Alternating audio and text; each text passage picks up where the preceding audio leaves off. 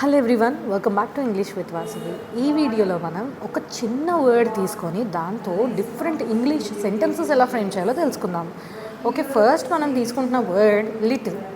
Little అనే word చాలా common word, ఇది అందరికీ తెలిసిందే, అవునా?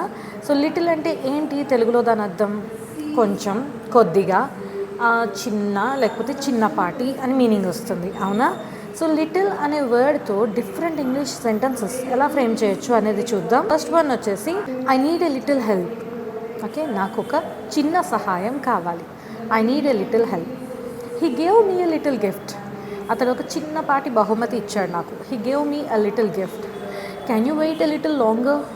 Can you wait a little longer? ఇంకొద్దిసేపు నా కోసం వెయిట్ చేయగలవా? ఓకే, ఇంకొద్దిసేపు నా కోసం వెయిట్ చేయగలవా? She has a little puppy. ఆమెకు ఒక చిన్న కుక్కపిల్ల ఉంది. She has a little puppy. Okay, just add a little sugar to it. Okay, so కొంచెం పంచదార కలుపు. Just add a little sugar to it. Okay, so ఇలా మీరు కూడా లిటిల్ అనే వర్డ్ని యూస్ చేసి ఒక సెంటెన్స్ ఫ్రేమ్ చేసి నా కమెంట్స్లో రాయండి. I hope this video is clear and useful.